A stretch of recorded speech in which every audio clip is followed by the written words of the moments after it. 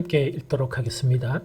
항상 우리를 그리스도 안에서 이기게 하시고 우리로 말미암아 각 처에서 그리스도를 아는 냄새를 나타내시는 하나님께 감사하노라. 한 번 더 읽겠습니다. 항상 우리를 그리스도 안에서 이기게 하시고 우리로 말미암아 각 처에서 그리스도를 아는 냄새를 나타내시는 하나님께 감사하노라. 아멘. 우리가 그리스도인들은 어떤 사람이며 또한 무엇을 하는 사람이냐 이렇게 우리가 질문을 받으면 그 대답은 여러 가지가 있을 수가 있습니다. 예를 들면 교회 다니는 사람, 이것이 아마 가장 보편적인 그런 대답일 것이고, 또 세상 사람들이 이야기하는 그리스도인이라 그러면 다 어떻게 이야기하느냐, 교회 다니는 사람 이렇게 이야기하는 것 같아요. 그 다음에 두 번째 이제 보통 이야기하는 것이 예수를 믿는 사람, 이렇게 보통 그리스도인을 이야기하는 경우도 있습니다. 이것도 가장 보편적인 것 같아요. 그래서 교회를 다니는 것이나 또 예수를 믿는 사람, 이거는 가장 보편적이고 많은 사람들이 가지고 있는 그 인식이 바로 무엇이냐니까 바로 그리스도인이 바로 이런 사람이다 하는 그런 부분이죠. 그런데 여기서 조금 수준 높여 이야기하면 이런 경우가 있어요. 그리스도인은 어떤 일을 하는 사람이냐? 복음을 전하고 전도하는 사람이다. 이거는 조금 이래 한 단계 높은 그런 이야기죠.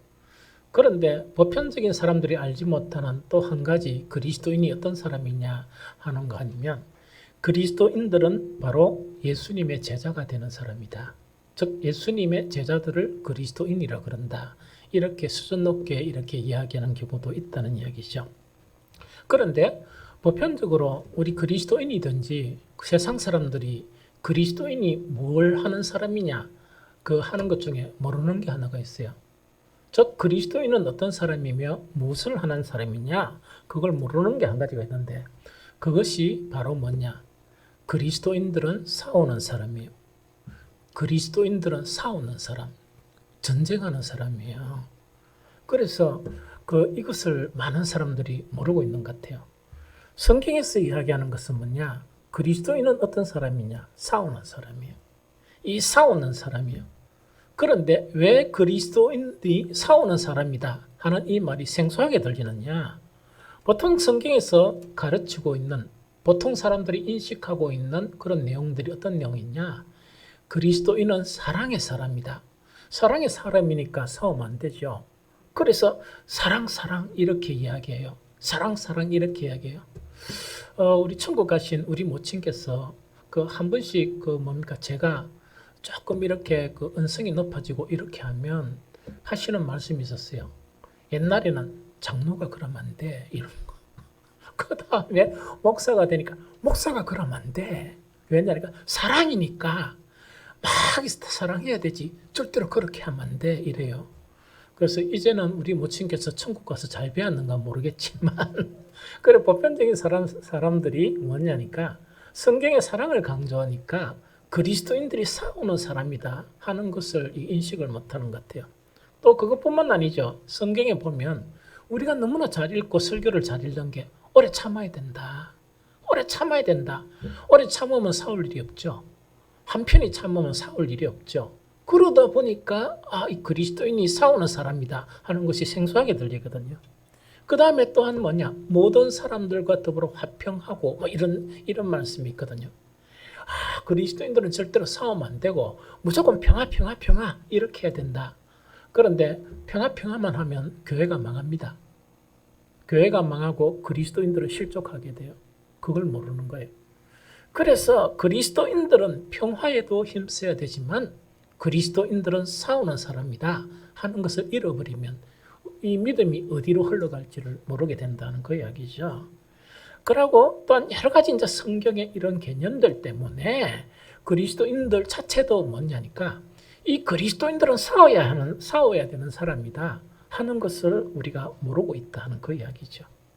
그러나 분명하게 성경에서 가르치고 있는 것은 뭐냐? 그리스도인은 싸우는 사람이에요. 그 싸우는 사람인데 이 싸움 자체는 그리스도인이 된 순간부터 언제까지? 죽을 때까지 싸우는 사람이에요. 그걸 알아야 됩니다. 다시금 이야기할게요.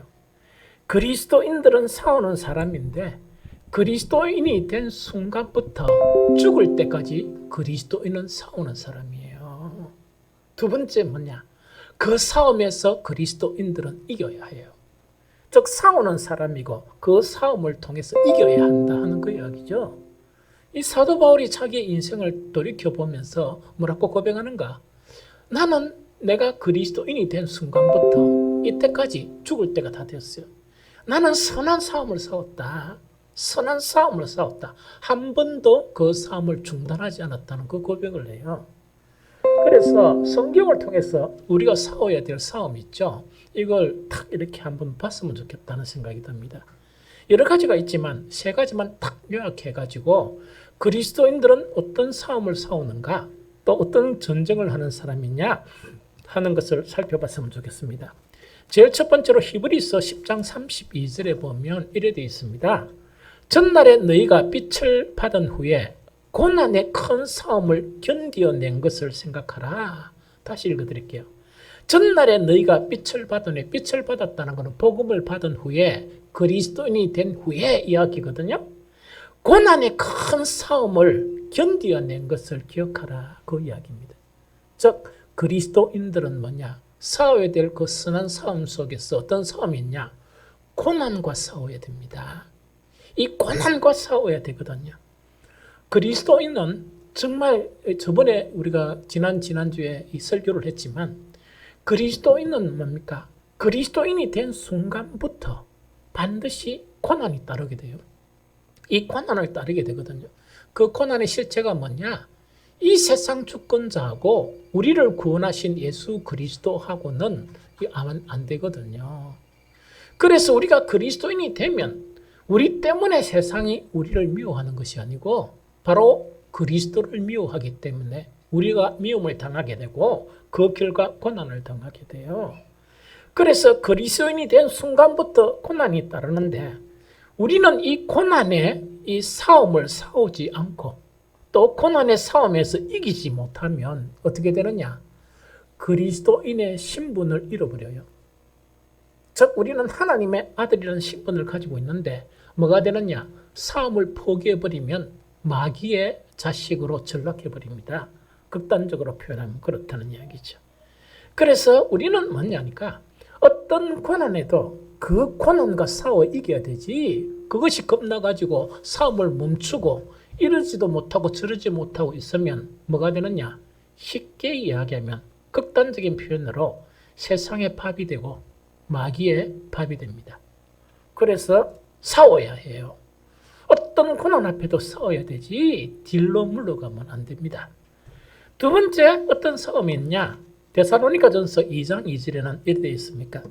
너희가 아는 바와 같이 우리가 먼저 빌립보에서 고난과 능력을 당하였으니 우리 하나님을 이미 힘입어 많은 싸움 중에 하나님의 복음을 너희에게 전하였노라. 이 이야기입니다. 그럼 여기서 이야기하는 싸움은 고난의 싸움하고는 성격은 좀 달라요. 물론 고난이 그 안에 포함되어 있지만 어떤 성격인가 하니까 여기서 이야기하는 싸움은 그리스도인이 싸우는 싸움 속에서 아주 고상한 싸움이에요. 보편적인 그리스도인들에게는 이런 싸움이 없습니다. 이게 뭐냐? 복음을 전하고 선교를 하다 보니까 싸움이 생기는 거예요. 그래서 반드시 그 싸움이 생기는데 그 싸움에서 정말 우리는 이겨야 돼요. 만약에 우리가 복음을 전하는 가운데 싸움을 포기하면 왜 되느냐? 복음 전할 수 없습니다. 복음 전할 수 없고 또 어떤 형태로든지 아무런 능력도 나타나지 못한다 하는 그 이야기죠. 저는 계속 목사님들 만나면 요새 뭐합니까? 확인을 해요. 저번에 제가 요새 어떻습니까? 하니까 계속 그 1인 전도하는 분이 있어요. 그래서 늘 궁금해가 목사님 이제 조금 또 전도합니까? 하니까 힘들어요. 정말 힘들어요. 그래도 안 할 수 없지는 않습니까? 어떻게 안 할 수 없습니까? 그 이야기입니다. 옛날에는 뭔가 이렇게 물품을 나눠주면서 전도하면 막 고개를 이렇게 굽신거리면서 고맙다 하고 거짓말이라도 뭡니까? 이번 주에는 교회 갈게요. 이렇게 하던 사람들인데 요새는 따지고 요새는 아주 시선 자체가 뭐냐니까 너무 따가워가지고 너무 힘듭니다. 그러나 안 할 수 없지 않습니까? 하는 게 그 목사님의 말씀이었어요. 그래서 이 전도를 하다 보니까 여러 가지 따가운 시선, 여러 가지 이야기, 면박 듣는 이야기, 심지어 뭐냐니까 제가 목사의 그런 정체성이 흔들려 버립니다. 저를 보면서 보지 못할 사람을 본 것처럼, 또한 그 죄지은 사람 있죠. 이 죄지은 사람을 보는 것처럼 그렇게 보고 있습니다. 하는 그 이야기인 거예요. 그래서 복음을 전하면서도 우리는 반드시 정말 다양한 그런 권한을 받게 되는데, 이 싸움에서 물러서면 우리는 복음은 전할 수 없습니다. 복음을 못 전하거든요. 그래서 이 싸움이 있고, 마지막 세 번째 싸움은 어떤 싸움이냐? 이거는 정말 또한 중요한 그런 싸움입니다. 그리스도인들은 반드시 모두 이 싸움은 싸워야 돼요. 이것이 뭐냐? 디모데전서 6장 12절입니다. 믿음의 선한 싸움을 싸우라. 영생을 취하라. 이를 위하여 네가 부르심을 받았고 많은 증인 앞에서 선한 증언을 하였도다. 이렇게 되어 있습니다. 믿음의 선한 싸움이에요. 이 믿음의 선한 싸움, 이것은요, 모든 그리스도인들이 반드시 그리스도인이 된 순간부터 죽을 때까지 싸워야 될 싸움이에요. 이거는 뭐냐? 쉽게 얘기하면 내 믿음을 지키기 위해서 싸우는 싸움이에요. 내 믿음을 더 성숙한 믿음으로 이렇게 향하기 위해서 싸우는 그런 싸움이다 하는 그거를 이야기합니다. 아까도 얘기했지만 뭐냐? 이 싸움에 실패하면 우리는 세상의 밥이 됩니다. 코로나 바이러스 이후에 제가 들은 이야기들을 종합해 보면 제 나름대로 생각이 뭐냐? 많은 그리스도인들이 약 3분의 1 자체가 이미 세상의 조롱거리가 되었다. 이미 사탄의 그런 이 밥이 되었다 하는 그런 생각이 들어요. 그러면서 코로나19 지난 이후에 이 사람들이 어떻게 다시금 회복할 수 있을까? 그걸 생각하면 상당히 큰 걱정이 됩니다. 우리는 믿음의 선한 싸움, 이거는요, 잠시도 중단할 수 없고 이 싸움은 포기해서는 안 됩니다. 그런데 충격적인 것은 뭐냐? 지금 코로나19 이후에 많은 그리스도인들이 안 싸우려고 그러는 거예요. 안 싸우려고 그러면 그건 어떻게 됩니까? 항복한다는 이야기죠. 누구에게요? 세상에 항복하는 것이고 사탄에게 항복하는 것이다 하는 그 이야기죠. 그래서 우리는 이 싸움을 싸워야 되고, 지금 오늘날 상황은 그리스도인들은 보편적인 그런 상황보다 좀 치열한 싸움 속에 있다는 그 이야기죠. 이것을 우리는 인식을 해야 한다 하는 그 이야기입니다. 지금 살펴보는 것은 뭐냐? 항상 싸움의 상황을 정확하게 알아야 돼요. 싸움의 상황을 정확하게 모르고 적의 실체를 정확하게 알지 못하면 그 싸움은 반드시 지게 되어 있습니다. 우리의 상황 자체가 여러분들이 잘 느끼지만 중요한 몇 가지를 요약해서 설명하겠습니다. 제일 첫 번째 뭐냐? 우리가 이 싸움에서 처한 현실 자체는 뭐냐?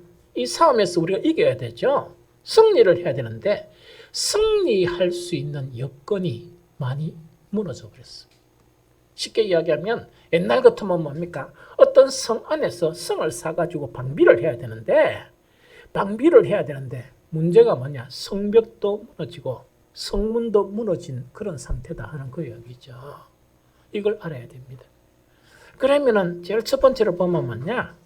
우리 코로나19로 인해 가지고 이 신앙이라는 것을 유지할 수 있는 큰 축이 하나 있습니다. 이 축 자체는 뭐냐? 정말 놀라운 그런 힘 자체를 갖다가 이 공급해주는 그런 부분이에요. 이게 뭐냐? 전도와 선교입니다.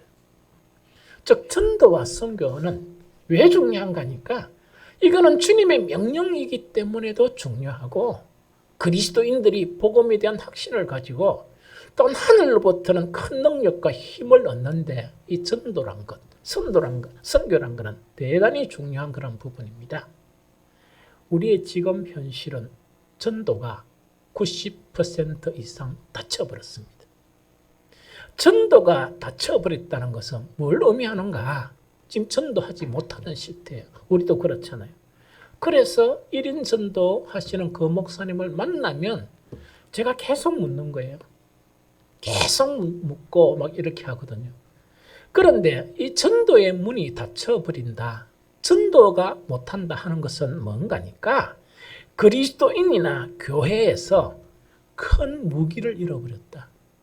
즉 싸우려고 그러면 무기가 있어야 되는데 큰 무기를 다 뺏겨버렸거나 큰 무기를 다 잃어버렸다.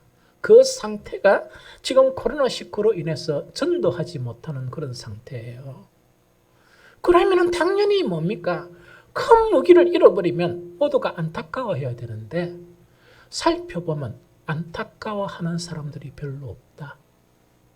그러니까 우리는 반드시 싸워야 되는 이 싸움에서 싸움 의욕 자체도 무너진 그런 상태가 지금의 상태가 아닌가 하는 그런 생각이 듭니다. 두 번째는 뭐냐니까 현대교회입니다. 현대교회. 즉 예배의 형태는 옛날 구약부터 또한 신약에 이르기까지 다양하게 정말 하나님과의 그런 관계성을 유지하는 그런 이 예배의 형태가 이렇게 구축되어 왔습니다. 그런데 지금 현대교회에서 예배는 뭐냐니까 신앙에서 가장 중요한 요소예요. 심지어 어떤 의미로는 뭐냐, 이것이 거의 전부다 할 만큼 아주 중요한 요소예요. 이거는 개인적으로 선교한다든가 정말 개인적으로 어떤 주님을 위해서 사역을 한다든가 하는 그런 분들을 제외하고는 보편적인 그리스도인들에게는 예배가 거의 모두다 하는 그 이야기죠. 그런데 지금 코로나19 때문에 어떤 현상이냐, 이 정상적인 예배의 형태가 무너져 버렸습니다. 우리도 그렇습니다. 우리도 주일날 반쪽 예배를 드리는 거예요. 이게 무너져 버렸습니다. 그러면은 이것은 뭐냐니까 우리 신앙을 지탱하게 하는 가장 중요한 한 영역 자체가 거기 스스로 무너졌다는 이야기거든요. 그래서 이거는 가장 심각하고 또 심각한 그런 상태가 뭐냐, 이런 문제입니다. 오늘 또 강조를 합니다. 예배 자체에 무슨 정부에서 지어낸 그런 예배 있죠. 그런 예배는 없습니다. 영상 예배는 어쩔 수 없어서 선택하는 한 방법일 뿐이지 그것이 성경상에 정말 의미하는 그런 예배는 아닙니다. 그래서 이걸 갖다가 우리가 인식해야 되는데 우리는 어쩔 수 없이 많은 교회들이 영상 예배를 선택하지 않을 수 없는 그런 상황에 내몰렸다는 이야기입니다. 그래서 이것을 인식해야 된다. 세 번째는 어떻게 되는가? 전쟁이 심각하면 심각할수록 뭐냐? 항상 이 전쟁을 싸운다 그러면 자기들이 똘똘 뭉치가 이렇게 싸워야 되잖아요. 이래가 힘을 이렇게 다 모아가 싸워야 되는데 지금 우리 교회는 힘을 모아야 되는데 교회 내부에서, 교회 내부랑 우리 교회 내부를 이야기하는 거 아니에요. 그러면 쉽게 이야기하면 우리 국내 교회, 안 그러면 다른 나라는 지금 뭔지는 잘 모르겠고 이 그 교회 내부에 코로나19를 대처하는 그런 방법 때문에 교회 내부에 이 의견 대립이 생긴 것이 바로 지금 현실이에요.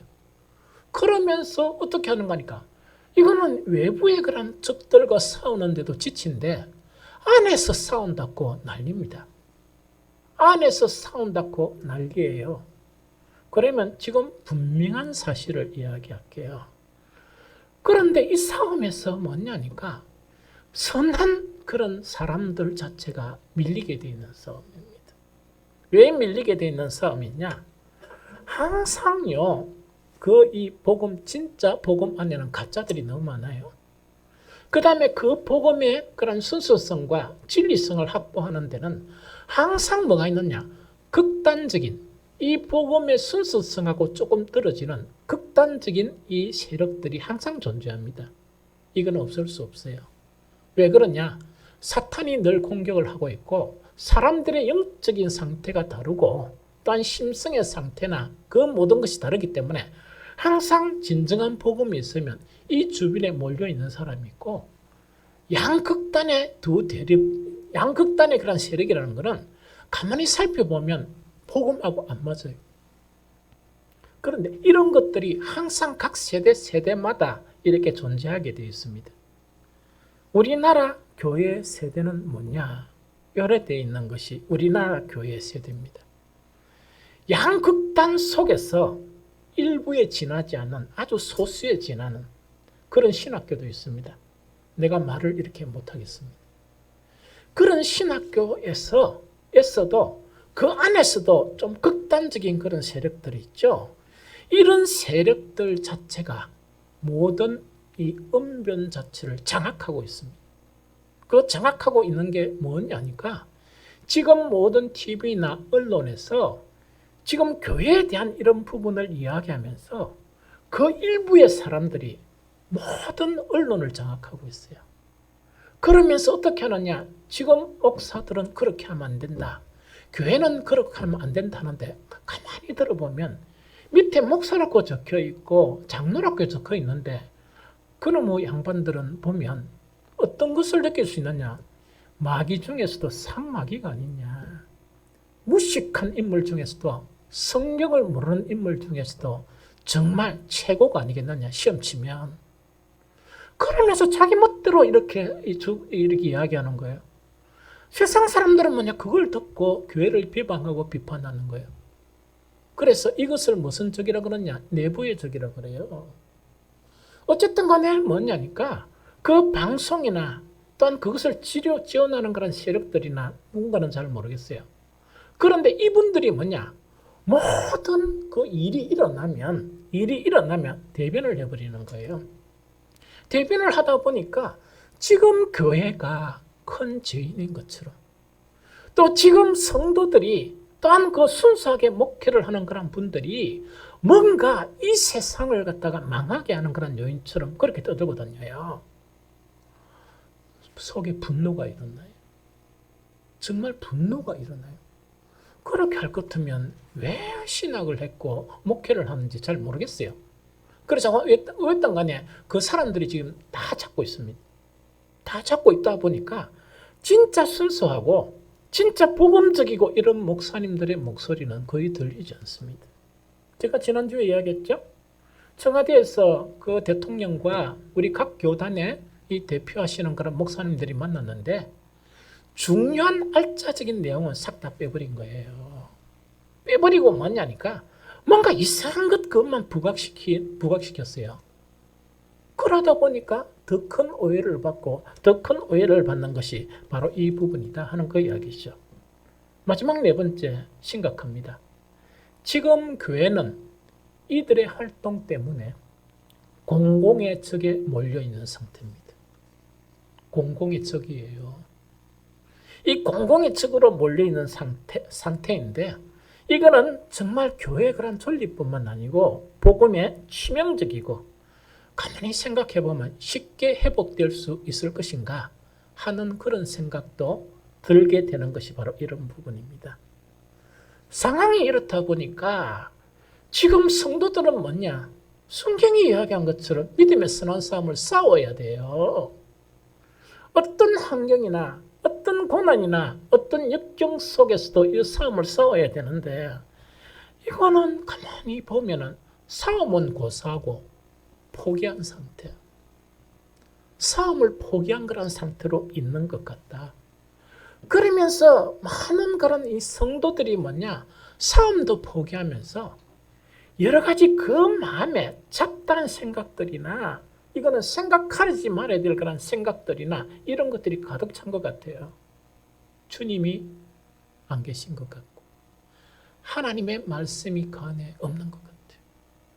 그러다 보니까 혼란에 빠져 있는 거예요. 이 상태가 영적인 선한 싸움을 싸워야 되는 우리가 가지고 있는 상황이다. 이걸 인식해야 됩니다.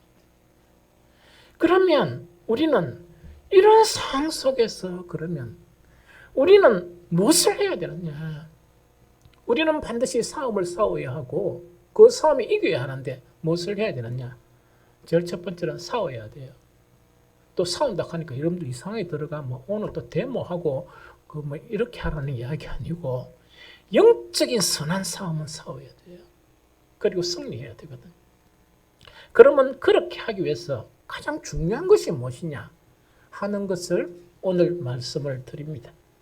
그래서 오늘 이 말씀을 마음에 새겨서 여러분들이 침체해 있는 그런 상태에서 혼란된 상태를 벗어버리고 여러분들의 마음에 가득한 주님이 아닌 하나님의 생명의 말씀이 아닌 것은 다 걷어버려야 됩니다.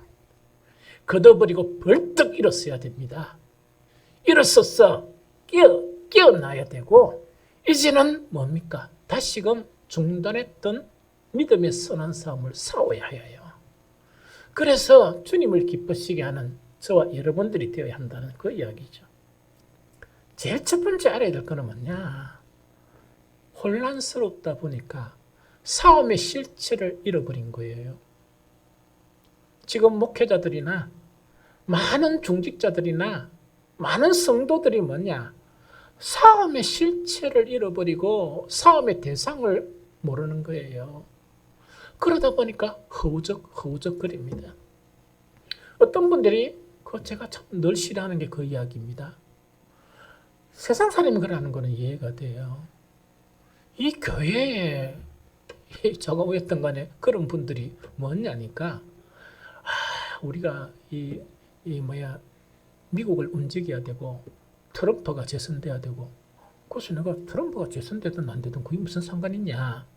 물론 그분한테 이야기하면 또 다툼의 여지가 있으니까 참 이분이 무슨 세상 사람이가 안 그러면 주님을 믿는 사람이냐. 정말 너무나 혼란스러워요. 이게 뭐냐니까 싸움의 실체를 모르면 우리는 승리 못합니다. 싸움의 대상과 그 실체를 모르면 뭔가 각자 싸우는데 의미 없는 싸움이 돼요. 그러면 가장 중요한 게 뭐냐? 이 싸움의 주 힘의 원천이나 이 싸움이 주되는 것이 뭐냐? 그걸 알고 그것하고 싸워야 되는데 이거는 가만히 놔둬놓고 있다 아닙니까? 그 쫄개들 있죠? 이 쫄개들 하는 것 가지고 계속 싸우고 하면 어떻게 그 싸움을 이길 것입니까? 쫄개들 다 죽여도 또 쫄개들이 나타나고 쫄개들이 나타나는데 지금 보니까 일부에 싸우는 사람이 그래 싸우는 것 같아요. 그래 싸우고는 해답이 없습니다. 그래 싸우고는 해답이 없어요. 그래서 싸움의 실체, 그 대창을 알아야 되는데 모든 그리스도인이 싸우는 싸움은 얼핏 보면요. 세상의 싸움인 것 같아요. 세상 사람들과 싸움인 것 같아요. 또한 뭐냐? 전도를 하면 세상 사람들이 막 이렇게 비방하는 것 같아요. 그 세상 사람하고 싸워버리면 완전히 창피만 당하고 절대로 승리 못해요. 그 사람들하고 싸울 싸움이 아니에요. 왜?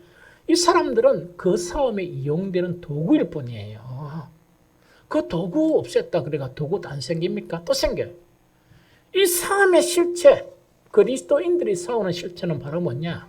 에베소서 6장 12절에 분명하게 이야기하고 있습니다. 우리의 실험이란 건 싸움을 이야기해요. 우리의 실험은 혈과 육을 상대하는 것이 아니요 통치자와 권세들과 이 어둠의 세상 주관자들과 하늘에 있는 악의 영들을 상대함이니라. 요 이야기입니다. 그래서 우리의 삶의 주적은 바로 뭐냐? 사람들이 아니고 제도도 아니고 이 세상에 세워진 권력 아닙니다. 이 세상에 세워진 권력 힘 있는 것 같죠? 하나님이 조금만 하시면 그 권력도 사라져 버립니다. 가장 무서운 게 뭐냐? 이것을 주장하는 그 악의 영들입니다. 이것 자체를 알아야 한다는 그 이야기죠. 그래서 그리스도인이 싸우는 싸움은 외관적으로 보면 혈과 육을 상대하는 싸움인 것 같아요. 그러나 그렇게 외관적으로 보이는 그것 가지고 싸우면요. 이럴 수가 있죠. 어떤 우리 기독교인들이나 혹은 목사님들이 뭐냐? 주적의 타겟을 어떻게 보느냐? 지금 권력으로 봐요. 지금 권력으로 봐요. 그러면 여러분들 지금 권력이 교체되면 싸움이 끝날까요? 아닙니다. 아닙니다. 그걸 알아야 돼요. 그걸 알아야 돼요. 그래서 우리의 그런 싸움은 얼핏 보면 혈과 육을 상대로 하는 그런 싸움으로 보기 쉽습니다. 그런데 그 혈과 육으로 보면요. 지금 상황에서는 희망 없습니다. 지금 상황에서는 싸울 수 있는 건덕지가 아무것도 없습니다. 왜 건덕지가 없나? 어떤 사람들이 이렇게 합니다. 싸움을 자포자기한 사람들이 뭐라고 하는 거니까 지금은 정권도 우리의 대적이고 언론도 대적이고 여론도 대적이고 다 장악당하고 있다. 이렇게 생각해요. 그러면 이 모든 것이 장악당하고 있으면 우리가 싸운다 그래가 싸움에서 이길 수 있습니까? 이길 수 없죠. 그래서 안 싸우는 거예요. 그거는 왜 그런 이야기를 하느냐? 싸움의 실체가 보이는 것을 가지고 싸우려고 그러는 거예요. 다른 것에 싸움에 그런 실체가 있는데 보이는 것에 싸우려고 그러니까 지금 현실에서 싸워서 이길 수 있는 공산이나 이길 수 있는 그것이 아무것도 없거든요. 그러나 희망이 없으니까 싸우겠습니까? 안 싸우겠습니까? 안 싸우겠죠. 관점 바꿔야 돼. 혹시 여러분들이 사람들이 이야기하고 유튜브 이야기하고 그런 것에 그런 관점에 있어야 따르면 우리 모두 다 싸움을 중단해야 돼요. 왜? 희망이 없으니까. 그런데 관점 자체가 뭐냐니까 현상적으로 나타나는 혈과 육의 그런 관점을 벗어나야 됩니다. 벗어나게 되면 싸움에서 이길 수 있는 희망 자체가 이렇게 생기게 돼요. 그게 시편 62편 5절에 보면 일어났습니다. 여러 가지 말씀이 너무 많지만 한 가지만 이야기할게요. 나의 영혼아 잠잠히 하나님만 바라라. 무릇 나의 소망이 그로부터 나오는도다. 다시 이야기할게요. 나의 영혼아 잠잠히 하나님만 바라라. 무릇 나의 소망이 그로부터 나오는도다. 오늘날 어떤 극단적인 교회를 수호하려는 그런 분들이 모든 걸 다 잃어버렸으니까 지금은 안 된다. 이렇게 이야기하고 있는 사람들이 많아요. 그 다음에 미국이 어떻게 해야 될 건데 너무 안타까워요. 너무 마음이 쓰러져요. 평신도들이 그렇게 이야기하는 거는 들을만한데 평신도니까 목회자들 중에서 그런 이야기를 하다 보니까 너무 힘드는 거예요. 지금 목회자가 이 정도 생각을 하면 성도들은 어떤 생각을 하겠느냐 하는 그 이야기입니다. 미국이 여러분 우리나라 위해서 뭘 할 수 있습니까? 미국이 이 땅의 교회들을 위해서 무엇을 할 수 있습니까? 물론 그들로부터 우리는 복음을 받아들였지만 복음을 받아들인 것은 그들의 도구에 불과하고 하나님께서 우리를 복되게 하신 거예요. 하나님이 이 땅에 복음과 교회를 세우기 위해서 그들을 사용한 거예요. 항상 우리는 이 하나님에 관한 도구들만 주님처럼 붙들고 그래 있으니까 이 싸움에서 이길 수 있습니까? 여러분들요, 지금 우리가 그리스도인들이나 이 땅의 교회가 가질 수 있는 소망은요, 이 세상에 없습니다. 이 세상에 없고 이 세상에 지금 여러 가지 환경 자체가 지금은 그리스도인들이 어탁할 수 있는 희망을 가질 수 있는 환경은 아무것도 없습니다. 이 세상 권력도 아니고 또 우리의 그런 생각 속에서 막 뭔가 어떻게 하면 희망을 가질까, 어떻게 하면 이길 수 있을까 하는 생각이 있죠. 그거 좀 다 걷어내세요. 그 생각으로부터 먼저 벗어나세요. 먼저 딱 벗어나고 난 다음에 이 싸움의 실제는 영적인 싸움이고 우리는 이 세상이 어떻게 변화되고 어떻게 상황 자체가 나빠지더라도 잠잠한 마음으로 하나님만 바라봐야 된다. 이것이 지금 이 싸움에서 승리할 수 있는 비결이에요. 그래야 하면 어떻게 되느냐? 하나님만 전부 다 일심으로 바라게 되면 이 세상 환경이나 모든 부분 자체는 1%에도 희망을 가질 수 없는 그런 상황인데 놀랍게도 하나님으로부터 우리 그리스도인들, 하나님을 신뢰하는 사람들에게 새 희망과 소망을 북돋아 준다는 이야기. 그러면서 우리는 어떻게 되는가? 이 세상이 줄 수 없는 신비한 힘 자체가 우리를 지배하면서 결국은 이길 수 있다. 어떻게 이기는가? 고린도서 4장 8절 9절 제가 읽어드릴게요.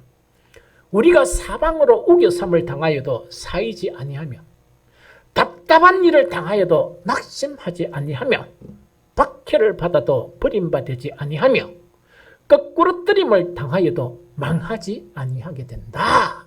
이렇게 승리하게 된다는 이야기입니다. 다시 이야기할게요. 여러분들의 육신적인 관점 버리세요. 이 세상에서 어떤 소망을 가지려고 하는 기대 버리세요. 지금 상황 자체는 아까 내가 이야기한 상황처럼 이거는 뭡니까? 꽉 막혀 있는 상황입니다. 지금 우리들은 어떻게 해야 되느냐? 잠잠히 하나님을 바라야 돼.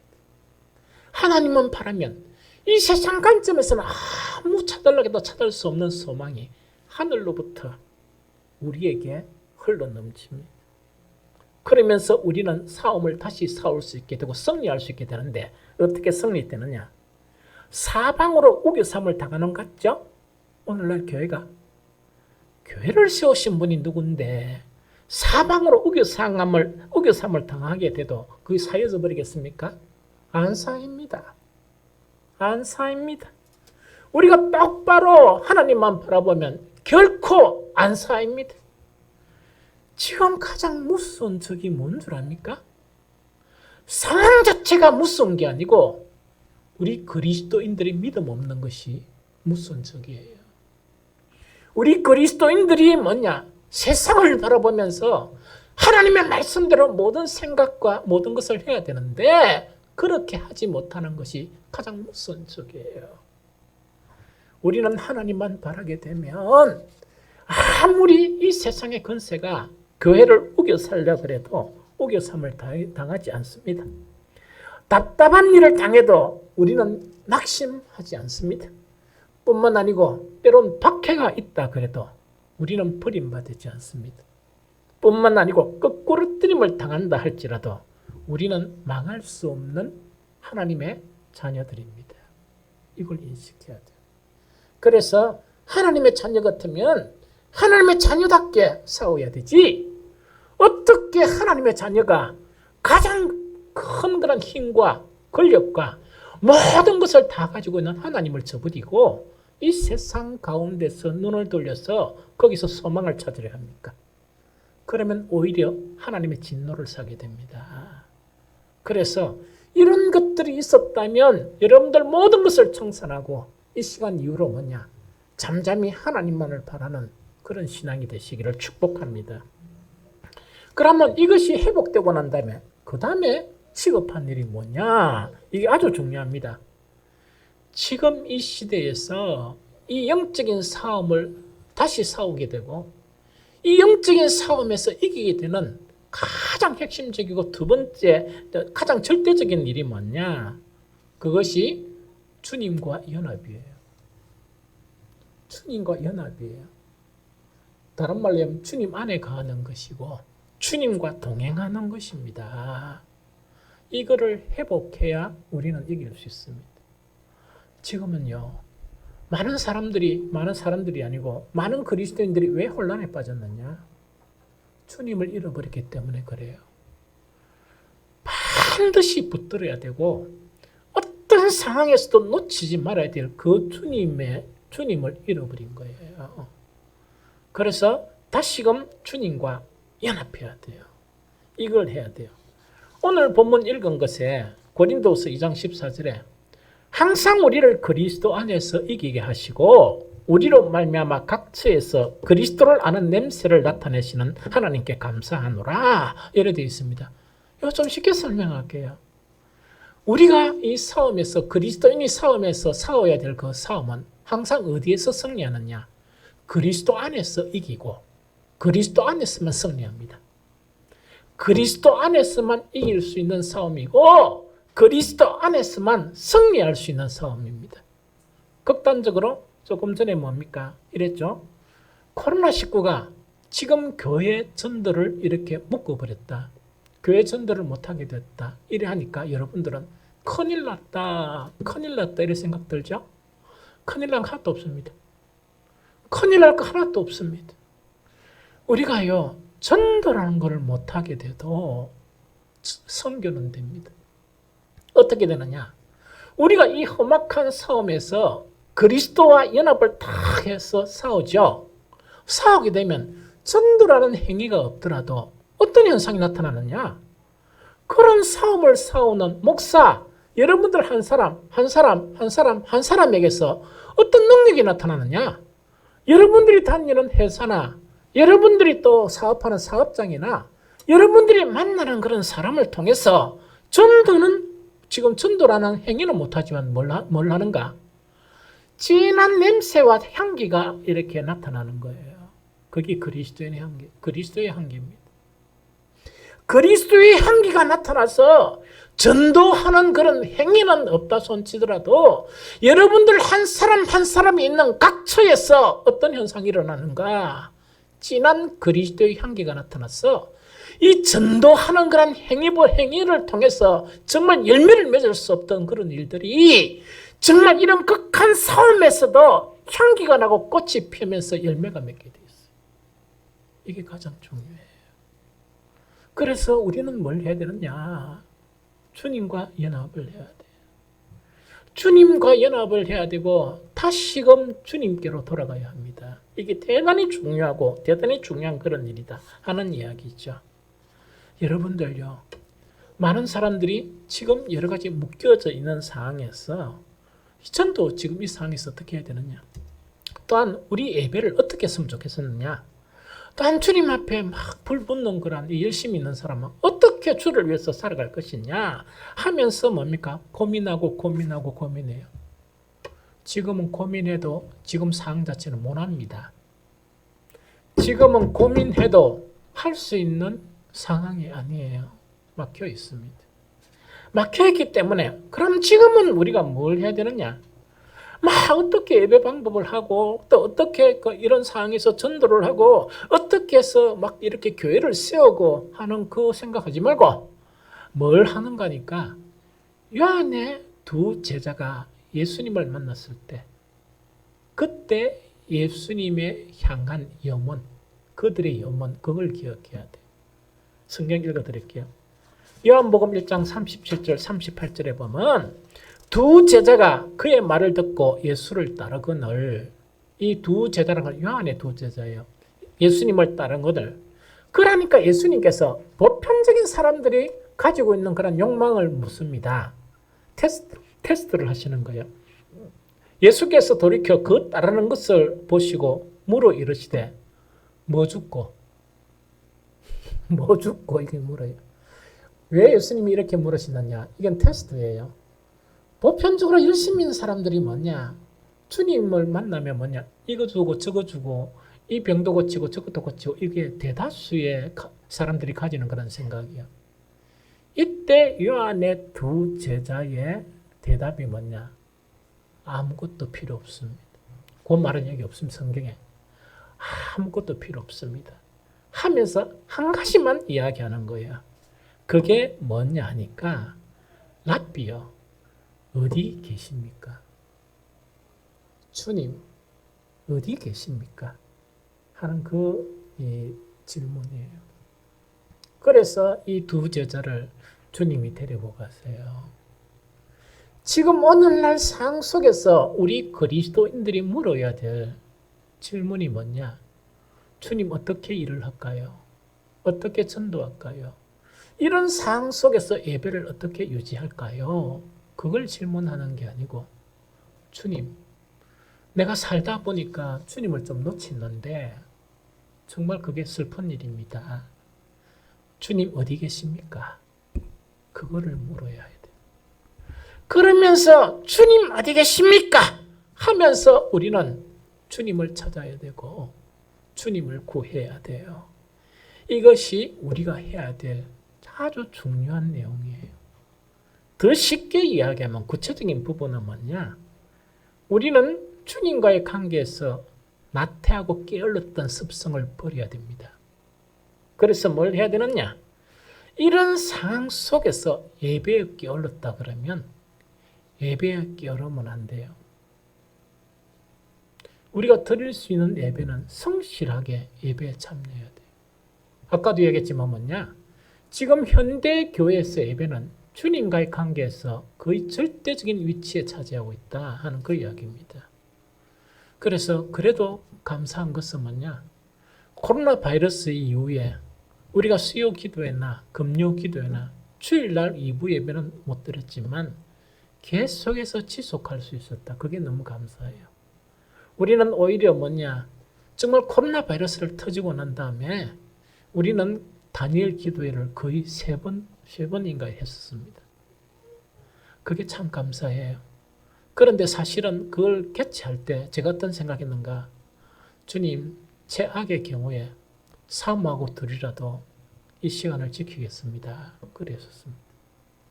그런데 그 순간순간마다 정말 이 주변에 있거나 시간이 되는 우리 신실한 분들이 동참을 했었습니다. 그게 아마 오랫동안 기억이 될 것 같고 정말 아주 오랫동안 천국에서도 아마 그것이 기억이 될 것 같다 하는 생각이 듭니다. 그래서 우리는 뭐냐? 예배 때만 했던 그런 나쁜 습성들을 버리고 예배에 들어와야 돼요. 두 번째 뭐냐니까 성경을 물리했던 우리 모두의 나쁜 습성을 버리고 성경을 다시 성경으로 돌아가야 됩니다. 기도하지 않았던 나쁜 습관들 있죠. 이것을 버리고 다시 기도해야 돼요. 여러분들요.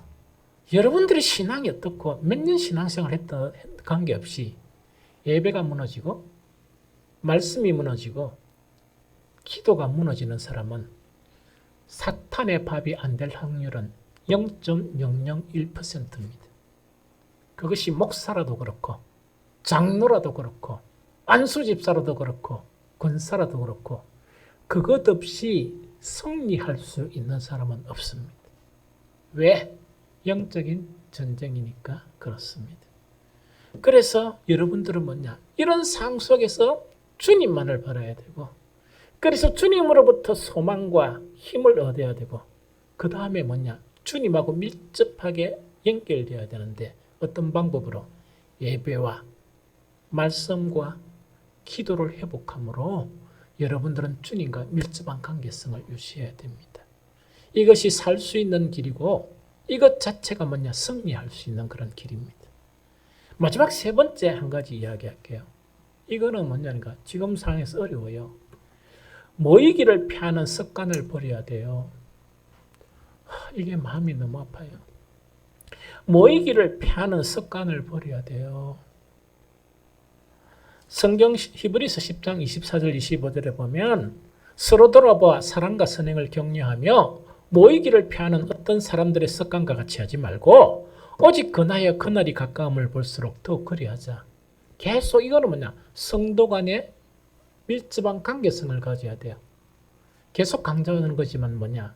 신앙의 두 정말 핵심적인 축은 뭐냐? 한 축은 하나님과의 관계예요. 다른 한 축은 뭐냐? 사랑과의 관계예요. 이것이 안 되면 신앙은 무너지고 이것이 안 되면 뭐냐? 정말 참 복음만에 거할 수 있는 사람은 없습니다. 그런데 지금 이 시대 우리나라에 특히 일어나고 있는 상황, 그 다음에 우리나라 교회에서 일어나고 있는 상황은 이 부분에서 대단히 위험하고 부정적인 그런 부분이 많습니다. 그게 뭐냐? 물론 신앙을 하면서 주님께 기도하고 인터넷으로 좀 예배를 드리면 되지. 이렇게 하는 사람들이 너무 많습니다. 그건 아니에요. 그건 신앙 아닙니다. 절대로 아니에요. 성경의 핵심적인 부분은 뭐냐? 10계명에서도 하나님과의 관계 4계명, 사랑과의 관계 6계명, 이것이 신구약 전체를 정말 신앙이라는 그런 부분에 이 지표로 딱 삼고 있는 것이 기독교의 신앙입니다. 그런데 지금은 어떤가? 지금 우리나라 교회에서 가장 나쁜 일 중에 하나가 어떤 일이냐? 아까 이야기했듯이 하나님과 예배만 드리면 되고 하고 또 한 가지가 뭐냐? 지금 우리나라에 일어나고 있는 상황이 개인적이에요. 너무 개인적인 이 부분이 팽배했는데 그거는 세상 사람들이 그렇더라도 이 그리스도인들은 성경을 보면서 이렇게 중심을 잡아야 되는데 이 세상의 풍조가 교회도 들어와 가지고 오해되는 거니까 개인적이주인 이런 있죠. 관점 자체가 팽배했습니다. 이거는 반복음적이고 반기독교적입니다. 이것이 계속 팽배가면 교회는 희망이 없습니다. 그래서 지금은 뭐냐니까 특히 지금 가만히 보니까 장년층에서도 보면 나는 좀 없는 줄 알았지만 똑같아요. 어떤 면에서는 젊은이들보다 더해요. 좀 더 극단적인 개인주의예요. 우리 부부 이런 거 있죠. 심지어 이제 자식도 가고 나면 별로 안 만나요. 그래서 그 자녀들 만나는 그 어르신들 보면 뭐냐니까 억수로 옛날에 조선시대 사람처럼 보여요. 그것이 교회에도 나타나면 온전한 신앙을 가질 수 없습니다. 절대로 안 되거든. 그래서 이런 부분에서 우리는 벗어나야 돼요. 왜 그래야 되는가 이유를 설명할게요. 그리스도인들은요, 사방에 적이 있습니다. 사방에 적이 있어서 혼자 있으면 대단히 무너져요. 그것이 어떻게 표현하고 있는가? 히브리서 3장 12절 13절에 보면 이렇게 되어 있습니다. 형제들아 너희가 삼가 혹 너희 중에 누가 믿지 아니하는 악심을 품고 살아계신 하나님께서 하나님에게서 떨어질까 조심할 것이요 오직 오늘이라 일컫는 동안에 매일 피차 근면하여 너희 중에 누구든지 제 육으로 완고하게 되지 않도록 하라. 이렇게 되어 있습니다. 이거 설명할게요. 쉬운 말로. 그리스도인들이 어려운 것 중에서 하나가 뭐냐? 혼자 가만히 내버려 두면 아무리 혼자 기도하고 일하더라도 뭔가니까 믿음에서 떨어질 수밖에 없는 악한 마음이 형성된다는 그 이야기입니다. 이거는요, 아무도 예사항이 없습니다. 목사도 그렇게 되고, 장로도 그렇게 되고, 안수집사도 그렇게 된다는 그 이야기입니다. 가만히 혼자 내버려 두면 뭐냐? 자동적으로 믿음하고 점점 떨어지는 악한 마음이 형성되게 된다는 그 이야기입니다. 그러면 이것을 갖다가 없애기 위해서 주님께 딱 붙어 있는 그것도 중요하지만 한 가지가 뭐냐? 매일 피차 서로 권면해라, 교사라는 이야기거든요. 성도 간에서 계속 대화를 나누고 그 대화를 나누면서 서로 이렇게 뭡니까? 좋은 말을 해주고 또 서로 격려하고 이거를 하란 말입니다. 그렇게 하면은 어떻게 되는가? 제2욕으로 마음이 완고하게 된다는 것은 좀 극단적인 표현으로 완악하게 된다는 이야기입니다. 완악하게 되는 것을 피하게 된다 하는 그 이야기입니다. 그래서 성도 간의 교제를 이렇게 해야 되거든요. 그런데 얼마나 자주 해야 되느냐? 매일 피차 금연하라 이래 되어 있습니다. 그래서 이게 이 목사의 아주 중요한 그런 숙제예요. 아주 중요한 숙제예요. 이걸 갖다가 어떻게 이 교제의 장으로 만드는 것이냐 하는 게 정말 중요한 숙제거든요. 그래서 이 요새는 뭡니까? 편리한 그런 수단들이 있는데 카톡도 있고 무슨 밴드도 있고 이렇거든요. 그런데 뭐 다른 거는 잘 모르겠지만 우리가 쭉 이렇게 보니까 참 심각하구나. 심각하다는 것은 뭐냐? 성도들이 피차 좋은 것을 가지고 믿음의 교제를 하는 장이 되어야 되는데 참 이래 눈을 닫고 또 보고 눈을 닫고 요새는 아예 안 봅니다. 눈을 닫고 보더라도 찾아보기가 너무나 힘든구나. 그러고 우려되는 거는 뭐냐? 성도들이 모여서 이렇게 뭐 식사도 가끔씩 하고 제가 가장 좋아하는 건 뭐냐? 휴가 갈 때 성도들이 같이 가는 거 되게 좋아해요. 얼마나 이렇게 이 문제가 심각했으면 그걸 좋아하겠습니까? 또 성도들이 한 번씩 뭐냐? 우리 누구하고 식사했습니다. 하면 너무 마음이 기뻐요. 너무 마음이 기쁘거든요. 거기에서도 제가 어떤 미지수, 의문점이 있어요. 어떤 교제를 나누느냐? 어떤 교제를 나누느냐? 그 내면 속에 형성된 것을 나눌 거 아닙니까?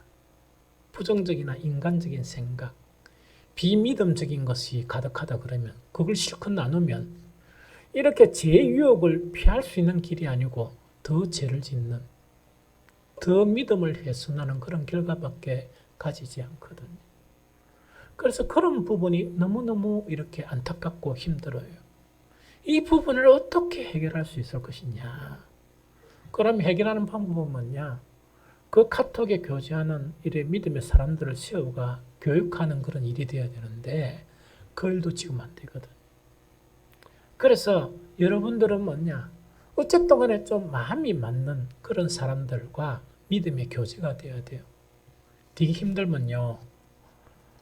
제가 비판하는 건 아니지만 교제할 데가 없으면 저한테 요청을 하세요. 찬전합시다. 요청하면요. 여러분들이 믿음의 교제가 아닌 10번 이렇게 교제하는 것보다 차라리 목양실에서요. 차 마시면서 한 20분, 10분 이렇게 서로 이야기 나누는 것이 훨씬 도움이 돼요. 그래서 이 문제는 바로 심각한 그런 문제다 하는 그 부분이거든요. 마지막 네 번째는 뭐냐니까 두 가지를 점검하며 살아야 돼요. 두 가지를 점검하며 살아야 되는데 제일 첫 번째는 뭐냐? 나의 주인은 나냐? 안 그러면 예수 그리스도시냐? 이걸로 확인해야 돼요. 다시 이야기할까요? 나의 주인은 내냐? 아니면 예수 그리스도시냐? 이걸 확인해야 돼요. 제가 부끄러운 고백을 할게요. 목사의 신분은 뭡니까? 예수 그리스도의 종아입니까? 그런데 어떤 일을 이렇게 계획하고 하면서도 제가 뭘 두려워하는가? 내가 하는 것이 아닌가 하는 것을 두려워하면서 늘 경계해요. 그러면서 어떤 일을 계획하고 할 때마다 제가 복선을 많이 깔아요. 주님 앞에 기도하면서도 주님, 이럴 경우를 제가 이렇게 많이 만들어요. 만들어가지고 그 중에 하나라도 아니면은 조심하는 거란 편이에요. 그거는 뭐냐? 목사라도 정말 주님의 종이면서도 지가 주인 노릇하려는 그런 경향성을 가지고 있습니다. 하물며 성도들은 어떻겠습니까? 그래서 늘 점검하고 늘 점검해야 될 것이 나의 주인은 정말 그리스도냐? 주님이시냐? 이걸 해야 돼요. 그걸 점검해야 되고 그 다음에 두 번째, 이거와 연관되게 나는 늘 주님께 순종하고 있느냐? 주님이 주인이시면 주님께 순종해야 되죠. 그러면 지금 오늘날 같은 이런 사달이 안 일어나죠. 이런 사달이 일어나는 것 중에서 뭐냐? 목사도 지가 주인이고 장로도 지가 주인이고 안수집사도 지가 주인이고 권사도 지가 주인이고 하니까 사달이 일어나죠. 완전 교회가 온통 창피를 당하는 이런 결과를 가져오죠. 마지막은 뭐냐? 나의 주인은 그리스도만이 되어야 됩니다. 나의 주인이 그리스도라 그러면 나는 날마다 그리스도께 나를 굴복시켜야 해요. 이것이 일어나는 한 우리가 가지고 있는 상황이 아무리 힘들고 어렵다 손치더라도 우리는 승리할 수 있습니다. 정말 이 세상에 일어나는 힘이 교회를 무너뜨린다 생각해도 교회가 무너뜨려지지 않습니다. 절대로 그런 일은 일어나지 않습니다. 그래서 우리 모두는 좀 이렇게 여러 가지 상황을 보고 난 다음에 희망이 없다 그래가 마음이 침체되어 있고 믿음의 싸움을 포기한 상태에 있다면 다시금 일어서십시오. 우리는 싸우는 사람입니다. 그리스도인에게 선한 싸움이 없으면 더 이상 그리스도인이 아닙니다. 그래서 주님이 부르시는 그날까지 우리는 바울이 살았던 모든 믿음의 조상들이 싸웠던 믿음의 선한 싸움을 싸워야 합니다.